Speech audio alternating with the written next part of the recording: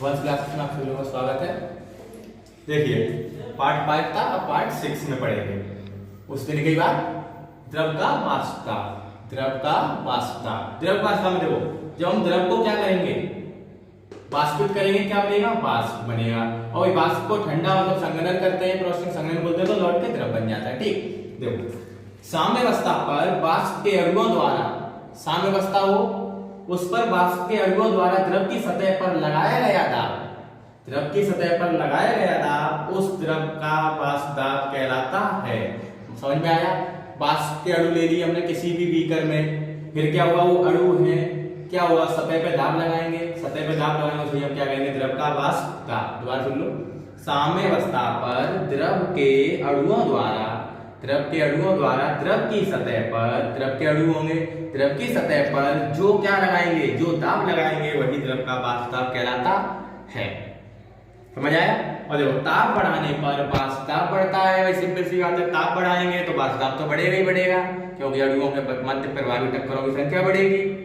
ठीक, note point, अधिक क्वथनांक वाले द्रवों का वाष्प दाब कम होता है, इसको याद रखना, ऑप्शन में आ जाता है। अधिक क्वथनांक वाले द्रव का वाष्प दाब कैसा होता है, निम्न में से कम होता है, अधिक होता है, समान होता है, इनमें से कोई नहीं। तो याद रखो कैसा होता है, कम होता है। ठीक, अब हम क्या पढ़ेंगे, द्रव का वाष्प दाब का अवनमन। मतलब देखो अवनमन का मतलब सिंपल वे में याद रखना, अवनमन यहां लिख दिया, वहां कमी होगी। कमी कैसी होगी अभी आगे बताते हैं। जहां अवनमन हो वहां कमी होगी, और जहां उन्नयन होगा वहां बढ़ोतरी होगी, वो आगे बताएंगे। वाष्प दाब का अवनमन मतलब वाष्प दाब का अवनमन, वाष्प दाब का कमी, ये कमी दिखानी नहीं है, ये सिर्फ याद रखना है। देखो पहले, जब किसी विलायक में, कोई हमने विलायक लिया, अवाष्पशील विलेय, अवाष्पशील विलेय कौन सा, जो वाष्पित ना हो, विलेय पदार्थ की कुछ मात्रा मिला दें, विलायक में अवाष्पशील विलेय की कुछ मात्रा मिला दें, तो उस विलायक का वाष्प दाब कम हो जाता है।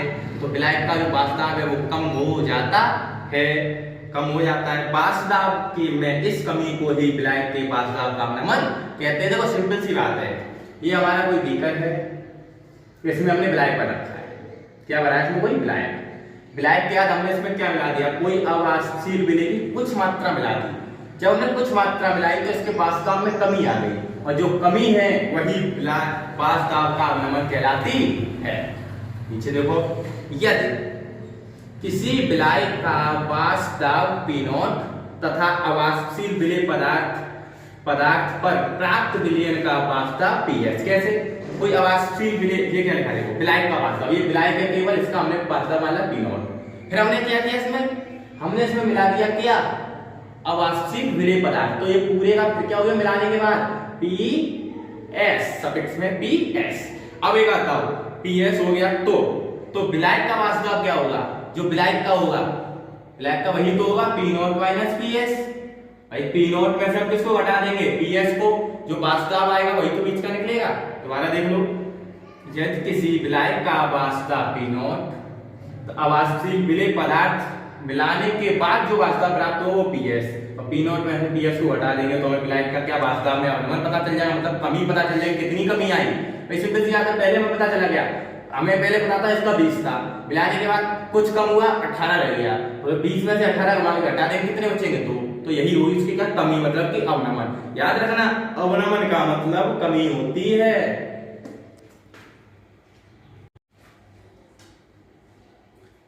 अब देखो वाष्प दाब का भी क्या पढ़ा था, अवनमन। अब पढ़ेंगे वाष्प दाब का आपेक्षिक अवनमन। केवल क्या शब्द आ गया यहाँ, आपेक्षिक, और कोई दिक्कत नहीं। विलायक के वाष्प दाब का अवनमन, अभी हमने पढ़ा था, विलायक के वाष्प दाब का अवनमन क्या निकाला था, P0 माइनस PS। और विलायक के वाष्प दाब, और विलायक का वाष्प दाब हमने क्या माना था, P0 के अनुपात को विलायक का वाष्प दाब का आपेक्षिक अवनमन कहते हैं। सिंपल सी बात, विलायक का जो वाष्प दाब का अवनमन हमने पीछे निकाला था, क्या निकाला था, P0 माइनस PS। और जो विलायक का वाष्प दाब क्या था हमारा, P0 का अनुपात क्या कहलाता है, वाष्प दाब का आपेक्षिक अवनमन, विलायक के वाष्प दाब का अवनमन। और विलायक के पास्ता पी नॉट के अनुपात को विलायक के पास्ता का अपेक्षिक अवनमन कहते हैं। देखो ये लिखा है विलायक के पास्ता का अपेक्षिक अवनमन बराबर P not minus P S बट्टे पी नॉट। दोबारा देख लो, विलायक पास्ता का अपेक्षिक अवनमन, विलायक के पास्ता का अवनमन और विलायक के पास्ता के अनुपात को हम उसका क्या कहते हैं, विलायक पास्ता का अपेक्षिक अवनमन। विलायक के पास्ता का अपेक्षिक अवनमन बराबर देखो विलायक का पास्ता हिंदी में भी लिख सकते हैं इसको और इसको भी लिख सकते हैं, चार P not minus P S upon P not, कोई दिक्कत। अब ये देखो राउल्ट का नियम, ये तुम्हारे लिए इंपोर्टेंट है। क्या है राउल्ट का नियम? दो प्रकार से है राउल्ट का नियम। नंबर 1, दो या दो से अधिक द्रवों से मिलकर बने मिश्रण के लिए, दो या दो से अधिक द्रवों से मिलकर बने मिश्रण के लिए जब हम क्या करेंगे, जब हम दो या दो से अधिक मिश्रणों को मिला देंगे तब हमारा ये वाला नियम लगेगा। देखो क्या है, दो या दो से अधिक द्रवों से मिलकर बने किसी मिश्रण का, भाई तब दो या दो से अधिक हमने द्रव मिला दिए तो क्या बना एक मिश्रण, मिश्रण का निश्चित पास्ता मिश्रण का निश्चित वास्तव उस मिश्रण में उपस्थित, मिश्रण का निश्चित वास्तव होगा उस मिश्रण में उपस्थित प्रत्येक अवयव के आंशिक वास्तवों के योग होता है। देखो दोबारा सुन लो इस बात को, क्या बोला यहाँ से, देखो यहाँ से हमने दो या दो से अधिक द्रव मिला के एक मिश्रण बन गया। अब ये मिश्रण का एक निश्चित क्या होगा, वास्तव एक पूरा मिश्रण बना। सपोज ये हमने कुछ भी ले लिया जिसके अंदर हमने कोई से भी द्रव भर लीजिए, तो ये द्रव जब भरने के बाद इसका एक पूरे का एक निश्चित वास्तव होगा, निश्चित वास्तव होगा यहाँ तक। उस मिश्रण में उपस्थित प्रत्येक अवयव के, अब हमने एक ये अवयव एक ये अवयव एक ये, इनका भी तो एक अपना एक वास्तव होगा खुद का, तो ये लिखा है मिश्रण में उपस्थित प्रत्येक अवयव के आंशिक वास्तवों का योग होता है। सिंपल सी बात है, अगर हम कहें इसका वास्तव 100 है तो इनके जो योग होगा इन सबका योग 100 ही तो होगा, तभी तो इसका 100 होगा। वही कहा जा रहा है मिश्रण का कुल वास्तव मिश्रण में उपस्थित अवयवों के आंशिक दावों के योग होता है, योग के बराबर होता है, तो योग होता है। किसी अवयव का आंशिक वास्तव उस अवयव के शुद्ध अवस्था में वास्तव तथा उस अवयव की विलयन में मूल प्रवाह का एक गुणज होता है। इस बात को देखो समझेंगे अच्छे से। यहाँ तक सिंपल सी हमें समझ आ गया कि कुल जो वास्तव होगा मिश्रण का वो उसमें उपस्थित अवयवों के योग होगा। अब देखो योग होता है किसी अवयव का आंशिक वास्तव। अब आंशिक वास्तव क्या होता है, आंशिक वास्तव उस अवयव के शुद्ध अवस्था के वास्तव। अब शुद्ध अवस्था का वास्तव क्या होता है, शुद्ध अवस्था का वास्तव पी नॉट तो हमने माना था, उस अवयव के विलयन के मूल प्रवाह, जो मूल प्रवाह को हमने किससे व्यक्त किया था, कैपिटल एक्स से, का गुणज होता है। मतलब पी नॉट और एक्स का क्या होगा, गुणज।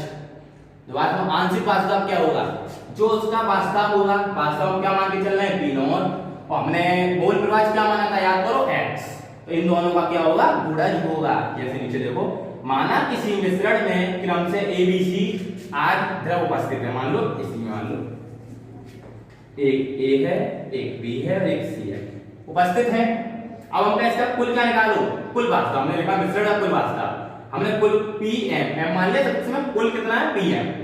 पी एम अब कैसे होगा, पी एम पी ए क्या लगा दिया हमने, और ये पी बी और P C, P dash A P dash B P dash C, dash लगाओ नहीं लगाओ कोई प्रॉब्लम नहीं है, P dash A P dash B P dash C का योग प्लस डॉट डॉट कर दिया। अभी डी ई एफ जितने भी होते ठीक, उसके बाद अब यहाँ पे आ जाओ, ये बात देखो अब क्या निकालेंगे, पी डैश ए, अब ये बोला गया वाष्पदाब और मोल प्रवाह का गुणज होता है। अब ये निकाल लिया। अब ये कोई विलयन किसके निकालेंगे, बी के लिए, बी का वाष्पदाब उसका ही मोल प्रवाह, सी का वाष्पदाब उसका ही मोल प्रवाह। अब इसको चाहो तो हम ऐसे भी कह सकते हैं, समीकरण इसको एक दे दो, इसको ए दे दो, इसको बी दे दो और इसको सी दे दो। कह सकते हैं ए बी सी के मान समीकरण एक में रखने पर तो पी एम बराबर यही तो प्राप्त होगा हमें, P nought A into x A plus P nought B into x B plus P nought C into x C. अभी डी होता तो डी हो जाता, ई होता तो ई हो जाता। बताओ कोई प्रॉब्लम। राउल्ट का नियम है, इंपोर्टेंट है। अभी इसका एक और होगा, पार्ट 1 का पार्ट 2, ठीक।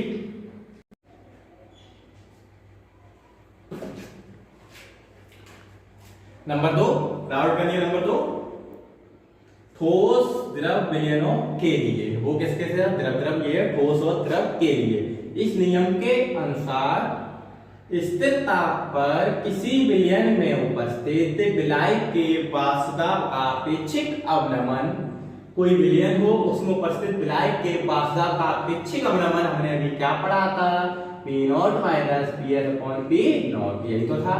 अवनमन विलेय पदार्थ के मोल प्रवाह के बराबर होता है। विलेय के मोल प्रवाह हमने पढ़े थे पहले, छोटी है बट्टे बड़ी है प्लस छोटी है, यही तो पढ़ाया था। विलेय के हो तो विलेय के ऊपर लगा देते हैं, विलायक के तो विलायक के लगा देते हैं, योग तो नीचे आना ही आना कंफर्म होता है। ठीक, अब देखो बात से, किसी विलयन में उपस्थित विलायक का वाष्पदाब का अपेक्षिक अवनमन विलेय के मोल प्रवाह के बराबर होता है। देखो ये रखा था। तो अब एक बात और, विलेय के मोलों की संख्या छोटी है बराबर छोटा W बट्टे छोटी m, और विलायक के मोल प्रवाह बराबर बड़ी n बट्टे बड़ा W और बड़ी m। अगर विलायक होगा तो हम कैपिटल लेते हैं, विलेय होता है तो हम स्मॉल लेते हैं, दोनों के मान उठा के कहां रख दिए, एक ही जगह, बस जैसा का तैसा। दोबारा देखो, विलायक के वाष्पदाब का अपेक्षिक अवनमन विलेय के मोल प्रवाह के बराबर होता है। इस नियम के अनुसार स्थिर ताप पर किसी विलयन के वाष्पदाब का अपेक्षिक अवनमन, किसी विलयन में उपस्थित विलायक के वाष्पदाब का अपेक्षिक अवनमन विलेय के मोल प्रवाह के बराबर होता है। कोई दिक्कत? अब ये है राउल्ट के नियम की सीमा है। पेपर में ऐसे ही आता है, राउल्ट के नियम से आप क्या समझते हैं, नियम की सीमा सहित लिखिए। अब ये देखो सीमा है, सिंपल सी बात है सीमाओं की। यह नियम तल विलयनों पे लागू होता है, अर्थात सांद्र पर लागू नहीं होता। यह नियम केवल स्थिर ताप पर लागू होता है, जब स्थिर ताप होगा तभी राउल्ट का नियम लागू होगा। यह नियम केवल अवाष्पशील विलेय पदार्थ के विलयनों पर ही लागू होता है। अवाष्पशील विलेय पदार्थ, देखो तल विलयन इसमें इंपोर्टेंट है, स्थिर ताप पर लागू होगा, अवाष्पशील विलेय पदार्थ पर। आगे यह नियम वैद्युत अपघट्य पदार्थ के विलयनों पर लागू होता है। कौन से? वैद्युत अपघट्य पदार्थ के विलयनों पर ही लागू होगा। अगला, यह विलयन आदर्श, यह नियम केवल आदर्श विलयन पर लागू होता है। अब ये आदर्श विलयन क्या होता है ये अभी आपको बताया जाएगा, आदर्श विलयन क्या होता है। ठीक, दोबारा से देख लो, ठोस द्रव के लिए इस नियम के अनुसार किसी विलयन में उपस्थित विलायक के वाष्पदाब का अपेक्षिक अवनमन विलेय के मोल प्रवाह के बराबर होता है। P0 माइनस PS/P0 बराबर छोटी n बट्टे बड़ी n प्लस छोटी n। कोई दिक्कत? सीमा सिंपल है।